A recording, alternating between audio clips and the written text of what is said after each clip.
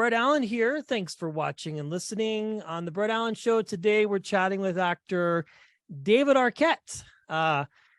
Exciting conversation for you folks about his brand new film, The Storied Life of A.J. Fikry. Such a fun film. Thank you so much for your time today. I appreciate it. Thank you, Brett. Thanks for having me. Yes, well, let's talk about this film because it's based on a book, which a lot of films are. But one of the things that I think people might not know is that you're a very avid book reader, book listener. You like to listen to audiobooks. You read a lot of books growing up. So it's kind of fun to be in a film that's based on a book about books. So let's talk about it. What sort of interested you in the project and attracted you to it? It has an amazing cast, and Gabrielle Zevin wrote such a beautiful book and screenplay. She also wrote the screenplay. And I talked with the director, Hans, who had a really beautiful vision for it. And I was just honored to be able to play this character. He's got such a huge heart. I play Officer Lambiasi.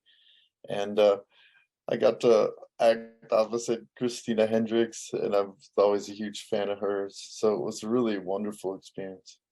Yeah, Officer Lambiasi, such a great character for you. I mean, I think you do amazing at all the films that you're in, television, but this one is a lot of fun because he does have a lot of heart. When you go from character to character and you're sort of getting into that headspace to play somebody different other than yourself, do you have like a process that you go through, say when moving from one character to another? Yeah, absolutely. I have a friend, Jerry Kubik, who's a officer in Connecticut, and this film's based in Cape, like outside of Cape Cod, an island called Alice Island, which is this small little island, small town. So it's kind of near Boston. So I kind of wanted to do a slight kind of, New England accent, Boston accent. Not Boston, but, just a slight feel. And just kind of taking in the area, the sort of people, talk to a lot of people, just kind of it was a really quick turnaround from when I read the script to when we were shooting. So kind of got thrown onto set, and I was like, I guess I'm gonna try to do this accent, but I didn't have like an accent coach or anything. No, that's funny. I imagine sometimes when you're working on different projects, I suppose, depending on the size and the scale, might also sort of determine how much time you have as an actor and a storyteller to get into a character. Speaking of, I mean, the list of films and projects that you've been a part of is gargantuan, in my opinion, because you've been in the industry for so long. Is there something that you look for in a character when, I imagine, when you get approached to be in a film such as this or any other, is there one particular thing that you look for or has to be, I guess you could say, a non-negotiable, not to lead the witness, so to speak, but something that you go, okay, this is something that I can, commit my time to as an actor? Yeah, I mean, it always starts with the script and sort of the story and the character, and then kind of their relationships to the other characters.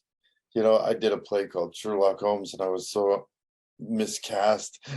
It was my fault, but I took on the role. But you do have to be a little careful about what parts you play, so that they're sort of in your wheelhouse, that you feel like you have a good understanding of them, and you could bring some reality and some sort of depth to it. So I have a follow-up question on that because I mean, as an actor, I'm very curious because your world is so different than what most people might be used to. So you went ahead and obviously did the project. So how do you overcome those challenges and go, okay, I really feel like this is like not for me, but I'm doing it because, I've already sort of committed to it.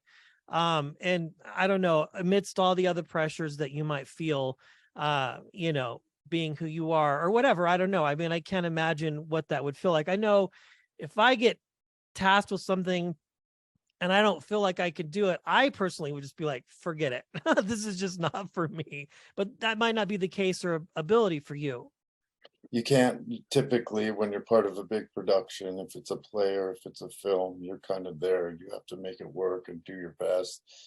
But after the first, I had a ton of dialogue on the first day of shooting, and I was trying to do an accent, and I was really doubting myself. And acting is really a big portion of it is about confidence. Even if you're playing someone who's doesn't have confidence or is nervous or whatever it is, you have to have confidence in playing the role or your choices, and working with the other actors, and belief in your director, and working together, and you know uh so you really have to go for it. I was so nervous after the first day that I called my sisters and I talked to them. And my sister Patricia gave me some great advice. She's like, I feel nervous after the first day of any of my jobs. So I was like, oh, wow, that's so nice to hear that it's a normal feeling to sort of feel doubtful. But it is really important to sort of get your lines down, have confidence in them, know if something spontaneous can come up, you can go for it. Well, this film is great, and I cannot wait. If people haven't, I had the chance to watch it 2 days ago, and I think when others get to see it, if they haven't already, are really going to appreciate your work and the work of everybody else. One last question. Speaking of characters and being an actor, and that's fun to know that you get to call your siblings who are all also in the industry. I bet that's a fun conversation with your sister. Hey, because she's played some equally interesting and amazing roles as well. But for you, was storytelling and acting a natural choice for you, given the fact that your entire family pretty much is in the industry? Was it sort of like just assumed that this was kind of something you were interested in growing up, or was there maybe a different path for you as an actor? There definitely could have been a different path. I had a really wonderful drama teacher named Ben DeBaldo who really inspired me and gave me some confidence and direction, and started doing plays and really fell in love with it. A wonderful drama department at Fairfax High School that really helped me out. So that really, it's important as you're growing and just in general to go toward what you love, and I always love films. Like, you talk about movies that were books before. The World According to Garp was one of my favorite films as a kid. I'm not a kid, a sort of teen, and Robin Williams was just so brilliant in that. And being able to be part of a tremendous, beautiful book and see it come to life and be part of it, I really feel honored. It's a wonderful family love story. It's sort of this unraveling of life, and it was wonderful to work opposite all these incredible actors.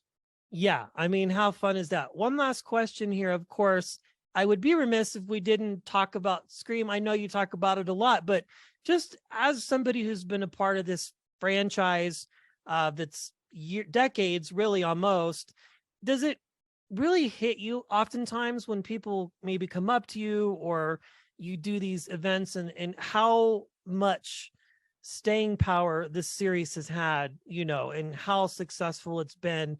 um I mean, it just has to be an amazing feeling, the fact that people, and it's now discovering new audiences too as the franchise continues.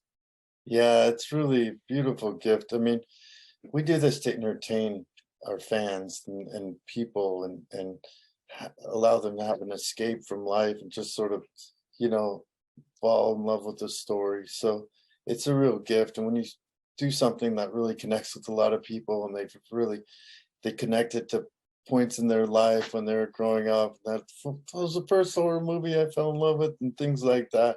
It just really touches your heart. And I love meeting the fans in person and just being able to take pictures with them and hear their stories. Yeah, I mean, I imagine at this point it's almost like a soundtrack for a lot of people, especially, my generation or other generations, because maybe they were going through a divorce. I don't know, family trauma. but this movie brought so much joy. Well, this film, AJ Fikry, of course, is amazing, and I highly encourage people to watch it.